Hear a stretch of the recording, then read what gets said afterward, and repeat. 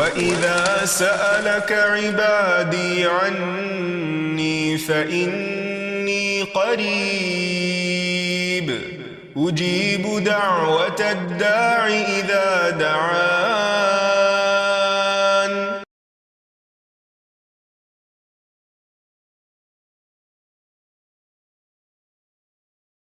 نحمده ونصلي على رسوله الكريم اما بعد فاعوذ باللہ من الشیطان الرجیم بسم اللہ الرحمن الرحیم رب اشرح لي صدری ویسر لي امری واحلل عقدۃ من لسانی یفقهوا قولی. السلام علیکم ورحمۃ اللہ وبرکاتہ. ناظرین، پروگرام دعا کیجئے کے ساتھ آپ کی خدمت میں حاضر ہیں. آج ہم انشاءاللہ حصول علم کی دعاؤں کے موضوع پر گفتگو کریں گے، یعنی انسان اپنے لیے مزید علم کی دعا کرے. انسان کو ملنے والی نعمتوں میں سب سے بڑی نعمت علم ہے. علم کے بغیر انسان اندھیروں میں ہے، اور خصوصاً اس علم کے بغیر جس کا سورس وحی الہی ہے، جو اللہ سبحانہ وتعالیٰ کی طرف سے ملتا ہے. اسی لیے نبی صلی اللہ علیہ وسلم کو یہ دعا سکھائی گئی، وَقُلْ رَبِّ زِدْنِي عِلْمًا، اور آپ کہہ دیجئے کہ اے میرے رب میرے علم میں اضافہ فرما. یعنی آپ کو یہ نہیں کہا گیا کہ آپ کہیے کہ اے رب میرے مال میں اضافہ فرما، یا میری اولاد میں اضافہ فرما، یا کسی اور چیز کی زیادتی کی دعا، بلکہ علم میں اضافے کی دعا. اس سے اندازہ ہو سکتا ہے کہ علم انسان کے لیے کتنا فائدہ مند ہے. اللہ سبحانہ وتعالیٰ سے دعا کرنے کے آداب ہمیں ہمیشہ یاد رکھنے چاہیے. اللہ تعالیٰ کی حمد و ثنا، یا رب لک الحمد کما ینبغی لجلال وجہک وعظیم سلطانک، اور پھر درود شریف پڑھنا نہیں بھولیے. جہاں تک علم کا تعلق ہے تو علم والے اور بغیر علم کے برابر نہیں ہو سکتے. قرآن مجید میں اللہ تعالیٰ فرماتے ہیں قُلْ هَلْ يَسْتَوِي الَّذِينَ يَعْلَمُونَ وَالَّذِينَ لَا يَعْلَمُونَ، کیا وہ لوگ جو علم رکھتے ہیں اور وہ جو علم نہیں رکھتے برابر ہو سکتے ہیں؟ ہرگز نہیں. یرفع اللہ الذین آمنوا منکم والذین اوتوا العلم درجات، اللہ تعالیٰ ان لوگوں کے درجات بلند کرتا ہے جو ایمان لائے، اور جو علم دیے گئے ان کے درجات تو اور زیادہ بلند ہیں. اس لیے انسان کو ہمیشہ علم حاصل کرنے کا حریص بھی ہونا چاہیے، اس کی کوشش کرنی چاہیے، اور اس کے لیے دعا کرنی چاہیے. اللہ سبحانہ وتعالیٰ نے جو سب سے پہلی وحی نبی صلی اللہ علیہ وسلم پر اتاری تو اس میں بھی پڑھنے کی تلقین کی گئی. فرمایا اقرأ بسم ربک الذی خلق خلق الانسان من علق اقرأ وربک الاکرم الذی علم بالقلم. پڑھیے اپنے رب کے نام سے جس نے پیدا کیا، انسان کو جمے ہوئے خون سے پیدا کیا. پڑھیے، اور آپ کا رب بہت کرم فرمانے والا ہے جس نے قلم کے ساتھ تعلیم دی ہے. تو اس سے یہ پتہ چلتا ہے کہ انسان کو پڑھنے اور لکھنے دونوں چیزوں کی طرف توجہ کرنی چاہیے، کیونکہ پہلی وحی میں ان دونوں چیزوں کا ذکر ساتھ ساتھ آیا ہے. پھر اسی طرح یہ ہے کہ سب سے پہلی تخلیق اللہ سبحانہ وتعالیٰ نے قلم کی ہے. عبادہ بن صامت نے اپنے بیٹے سے کہا کہ میں نے رسول اللہ صلی اللہ علیہ وسلم کو فرماتے ہوئے سنا ہے کہ بے شک پہلی چیز جو اللہ نے پیدا کی وہ قلم ہے. پھر نبی صلی اللہ علیہ وسلم کو بھی اللہ تعالیٰ نے معلم بنا کر بھیجا. قرآن مجید میں آتا ہے کما ارسلنا فیکم رسولا منکم یتلو علیکم آیاتنا ویزکیکم وَيُعَلِّمُكُمُ الْكِتَابَ وَالْحِكْمَةَ وَيُعَلِّمُكُمْ مَا لَمْ تَكُونُوا تَعْلَمُونَ. جس طرح ہم نے تم میں ایک رسول تمہیں میں سے بھیجا ہے جو تم پر ہماری آیات پڑھتا ہے، تمہیں پاک کرتا ہے، اور تمہیں کتاب و حکمت سکھاتا ہے، اور تمہیں وہ کچھ سکھاتا ہے جسے تم نہیں جانتے. تو حقیقت یہ ہے کہ اللہ سبحانہ وتعالیٰ نے اہل ایمان پر بہت بڑا احسان کیا جب ان کے اندر ایک رسول بھیج کر ان کو ان تمام چیزوں کی تعلیم دی اور ان کو سکھایا. اور اس میں آپ دیکھیے کہ خصوصاً کتاب و حکمت، یعنی صرف کتاب نہیں بلکہ حکمت بھی، اور پھر علم کے ساتھ ساتھ تزکیہ بھی کیا، کیونکہ علم بذات خود تزکیہ کرنے والی چیز ہے، تربیت کرنے والی چیز ہے، لیکن نبی صلی اللہ علیہ وسلم کو اس کام کے لیے خصوصی طور پر متعین کیا گیا۔ اور پھر علم سارے انبیاء کی وراثت رہی ہے۔ حدیث میں آتا ہے کہ بے شک علماء انبیاء کے وارث ہیں، اور بے شک انبیاء کی وراثت درہم و دینار نہیں ہوتی، بلکہ ان کی میراث علم ہوتا ہے۔ جس نے اسے حاصل کیا اس نے انبیاء کی وراثت میں سے بہت بڑا حصہ حاصل کیا۔ دنیا میں وراثت کا مال حاصل کرنے کے لیے انسان کیسی کیسی کوششیں کرتا ہے، لیکن انبیاء کی اس وراثت کو حاصل کرنے کا اس سے بھی زیادہ شوق ہونا چاہیے۔ اور انبیاء کی وراثت دین کا علم ہوا کرتا ہے۔ دنیا کا علم تو انسان اپنے فائدے کے لیے سیکھتا ہی ہے، اور اس کو چونکہ انسٹنٹ ریوارڈ ملتا ہے، فوری طور پر اس کے نتائج سامنے آتے ہیں، تو اس کے لیے انسان عموماً اس کو زیادہ مشکل نہیں ہوتی اس کو موٹیویٹ کرنے کی۔ اس بہت سے موٹیویشنل فیکٹر سامنے ہی ہوتے ہیں تو وہ ان کو سیکھنا چاہتا ہے۔ لیکن جہاں تک دین کا علم ہے تو بہت سے لوگ اس کو اپنے لیے ایک بوجھ سمجھتے ہیں، حالانکہ اس کے بغیر انسان دنیا میں سب کچھ پانے کے باوجود بھی سکون نہیں پا سکتا۔ اس لیے بہت ضروری ہے کہ انسان دنیا کے ساتھ ساتھ دین کا علم بھی حاصل کرتا رہے۔ اور پھر اس کو سیکھنا ہمارے لیے فرض کا درجہ رکھتا ہے۔ فرمایا طلب العلم فریضۃ، کہ علم کا حاصل کرنا فرض ہے۔ یہ کون سا علم ہے جس کا حاصل کرنا فرض ہے؟ یہ وہ علم ہے جس کے بغیر ایک انسان اپنے رب کی عبادت کے تقاضے پورے نہیں کر سکتا، جس کے لیے اللہ نے اس کو پیدا کیا ہے۔ پھر اسی طرح اللہ تعالیٰ کی پہچان کے لیے بھی علم حاصل کرنا ضروری ہے۔ قرآن مجید میں اللہ تعالیٰ فرماتے ہیں فَاعْلَمْ أَنَّهُ لَا إِلَهَ إِلَّا هُوَ، بس علم حاصل کرو، جان لو کہ اللہ تعالیٰ کے سوا کوئی الہ نہیں ہے۔ پھر اسی طرح اللہ تعالیٰ کے آگے جھکنے کے لیے، خشیت کے لیے، خشوع کے لیے بھی علم ضروری ہے۔ اللہ سبحانہ وتعالیٰ فرماتے ہیں انما یخشی اللہ من عبادہ العلماء، بے شک اللہ سے ڈرتے ہیں اس کے علم والے بندے ہی۔ ان اللہ عزیز غفور، بے شک اللہ تعالیٰ سب پر غالب ہے، بے حد بخشنے والا ہے۔ پھر اسی طرح انسان کو بھٹکنے سے بچانے کے لیے بھی علم کی روشنی چاہیے ہوتی ہے، اور وہ بھی قرآن و سنت ہے۔ رسول اللہ صلی اللہ علیہ وسلم نے فرمایا میں تم میں دو چیزیں چھوڑ کر جا رہا ہوں، تم ہرگز گمراہ نہیں ہوگے جب تک ان دونوں کو مضبوطی سے تھامے رکھو گے، ایک اللہ کی کتاب اور دوسرے نبی کی سنت۔ پھر اسی طرح یہ ہے کہ انسان کو اندھیروں سے نکال کر روشنی کی طرف لانے کے لیے علم ضروری ہے۔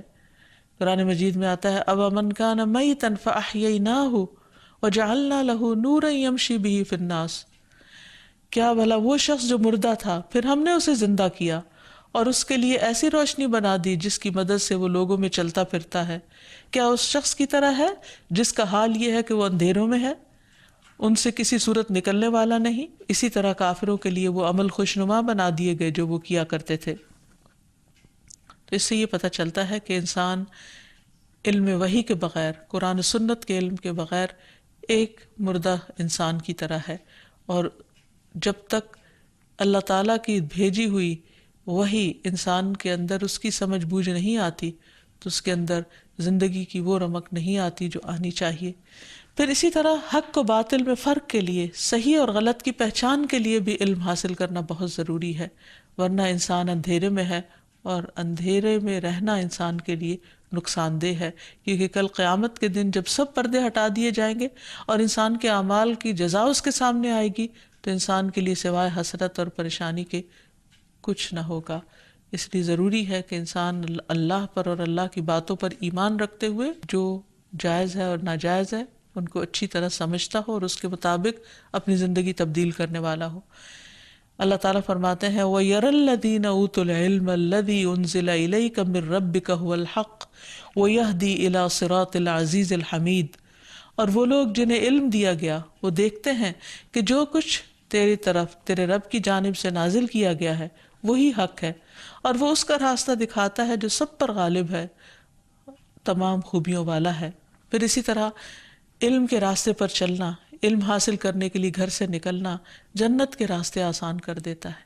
نبی صلی اللہ علیہ وسلم نے فرمایا من سلک طریقا یلتمس فیہ علما سہل اللہ لہ طریقا الی الجنہ، کہ جو شخص علم کا راستہ اختیار کرے گا اللہ تعالیٰ اس کے لیے جنت کا راستہ آسان فرما دیں گے، اور بے شک فرشتے طالب علم کی رضا کے لیے اپنے پر بچھاتے ہیں، یعنی اس کا اتنا اکرام کرتے ہیں، اس کے آگے ہمبل ہو جاتے ہیں۔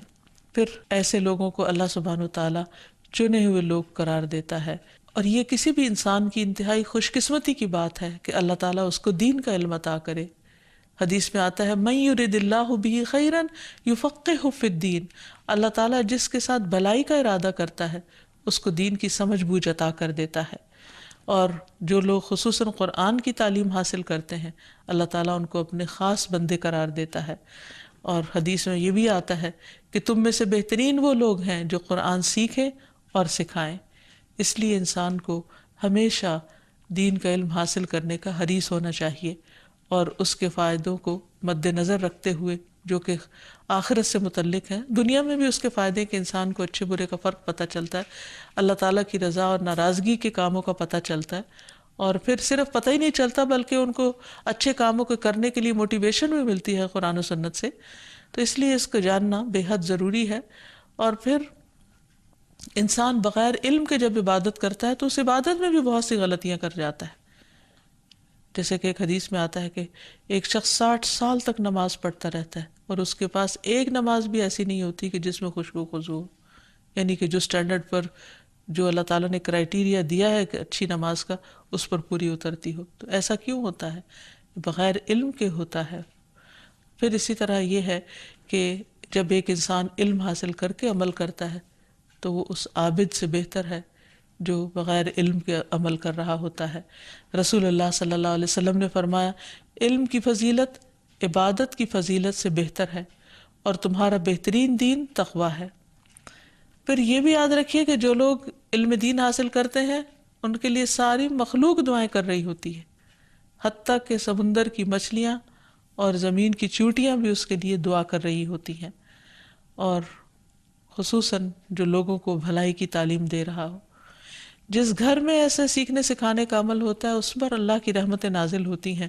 ابو ہریرہ کہا کرتے تھے کہ قرآن پڑھنے کی وجہ سے گھر اپنے رہنے والوں کے لیے کشادہ ہو جاتا ہے، یعنی لڑائی جھگڑے اور فتنے فساد ختم ہوتے ہیں. شیطان اس گھر کو چھوڑ دیتے ہیں کیونکہ فرشتے اس میں حاضر ہوتے ہیں. اس گھر کی خیر و برکت بڑھ جاتی ہے. اور قرآن نہ پڑھنے کی وجہ سے گھر اپنے رہنے والوں کے لیے تنگ ہو جاتا ہے، فرشتے اس کو چھوڑ دیتے ہیں اور شیطان اس میں بسیرا کر لیتے ہیں اور اس کی خیر و برکت کم ہو جاتی ہے.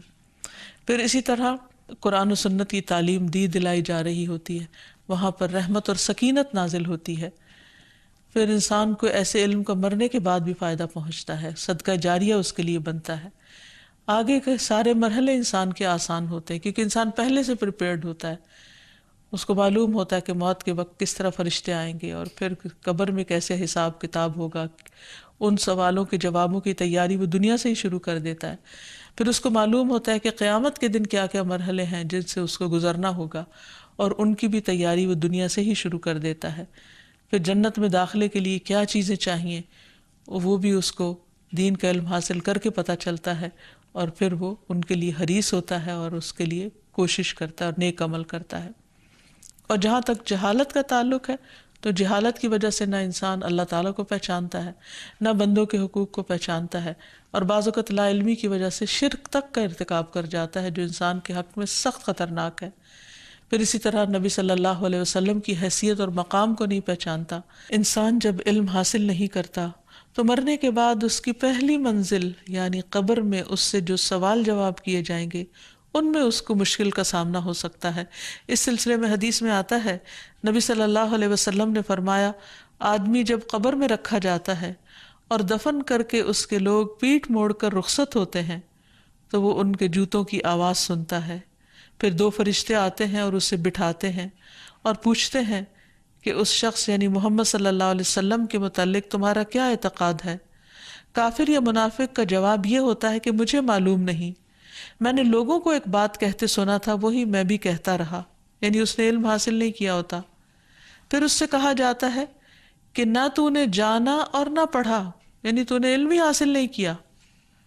اس کے بعد اسے ایک لوہے کے ہتھوڑے سے اس کے دونوں کانوں کے درمیان بڑے زور سے مارا جاتا ہے اور وہ اتنے بھیانک طریقے سے چیختا ہے کہ وہ 2 بوجھوں یعنی انسان اور جن کے سوا ارد گرد کی تمام مخلوق سنتی ہے.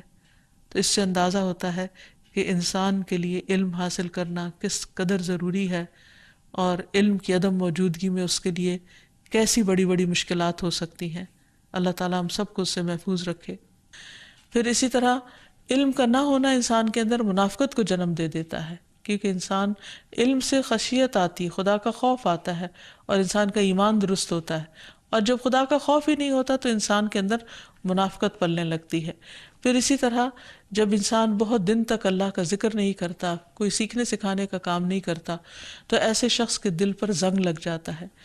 پھر لا علمی کے ساتھ انسان جب خود عمل کرتا ہے اور دوسروں کو بتا رہا ہوتا ہے تو یہ چیز اس کے لیے اور دوسروں کے لیے گمراہی کا باعث بن جاتی ہے۔ پھر بعض اوقات لا علمی کی وجہ سے اختلافات اور جھگڑے پیدا ہو جاتے ہیں۔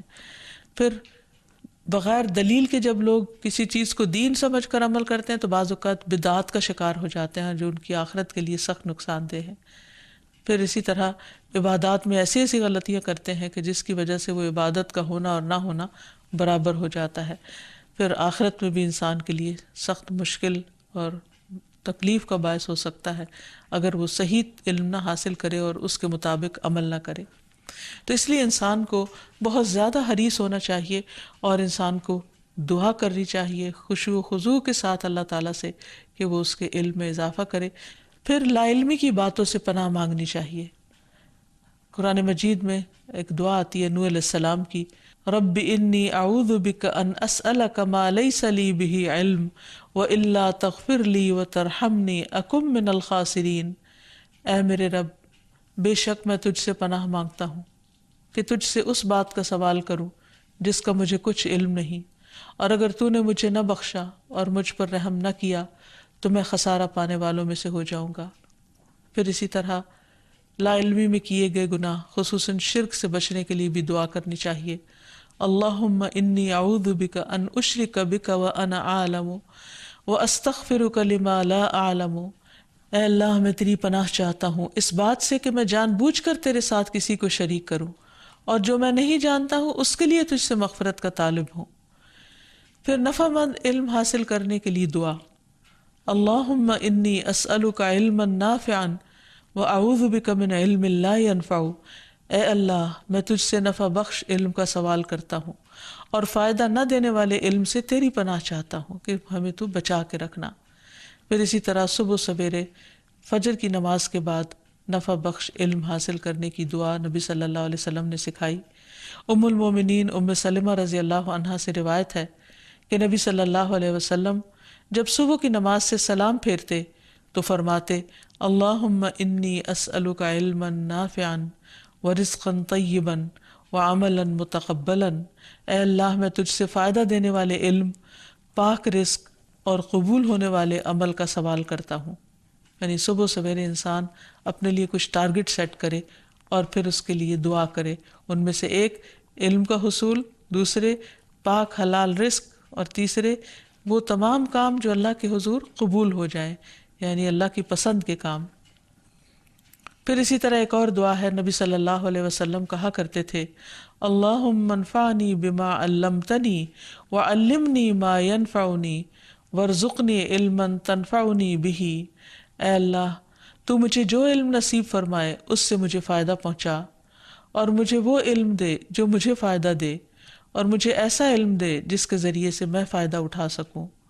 اور پھر غیر نافع علم سے پناہ مانگنا، اللہم انی اعوذ بک من علم لا ینفع ومن قلب لا یخشع ومن نفس لا تشبع ومن دعوت لا یستجاب لها۔ اے اللہ، میں تجھ سے ایسے علم سے پناہ مانگتا ہوں جو نفع دینے والا نہ ہو، اور ایسے دل سے جو ڈرنے والا نہ ہو، اور ایسے نفس سے جو سیر ہونے والا نہ ہو، اور ایسی دعا سے جو قبول ہونے والی نہ ہو۔ یعنی انسان اپنی عمر برباد کر دے، اپنا وقت لگا دے، اپنا مال لگا دے، اور وہ چیزیں سیکھتا رہے جو نہ اس کی دین میں فائدہ مند اور نہ دنیا میں فائدہ مند، نہ آخرت میں فائدہ مند۔ اور پھر اسی طرح انسان کا ایسا دل ہو کہ جو اللہ سے نہ ڈرے، تو اس کا وہ بھی انسان کے لیے وبال ہے، کیونکہ انسان جب اللہ سے ڈرتا نہیں تو پھر ہر غلط کام اس کے لیے آسان ہو جاتا ہے۔ اور پھر انسان کی خواہشات جن کی کوئی لمٹ نہیں، ان پر بھی روک لگانے کے لیے اللہ تعالیٰ سے دعا کی گئی ہے۔ اور پھر دعاؤں کی قبولیت کی دعا کہ اللہ تعالیٰ ایسی دعائیں نہ کرے ہم جو تو سنے نہیں اور تو اسے قبول نہ فرمائے۔ پھر اسی طرح یہ ہے کہ انسان کو اپنے علاوہ دوسروں کو بھی جو دعائیں دے اس میں بھی علم کی دعا شامل کر دے. جیسے نبی صلی اللہ علیہ وسلم نے ابن عباس کے لیے دعا کی تھی کہ اللہم علمہ الکتاب، اے اللہ اسے کتاب کا علم عطا فرما. پھر اسی طرح آپ صلی اللہ علیہ وسلم نے ایک اور دعا حضرت ابن عباس کو دی تھی، اللہم فقہہ فی الدین وعلمہ التأویل، کہ اے اللہ اسے دین کی سمجھ عطا فرما اور کتاب کی تأویل یعنی تفسیر سمجھا دے. تو اللہ تعالیٰ سے دعا ہے کہ وہ ہم سب کو نفع مند علم عطا فرمائے جس کا فیض ہمیں دنیا میں بھی پہنچے اور آخرت میں بھی. وآخر دعوانا ان الحمد للہ رب العالمین. السلام علیکم ورحمۃ اللہ وبرکاتہ. لم أكن بدعائك رب شقيا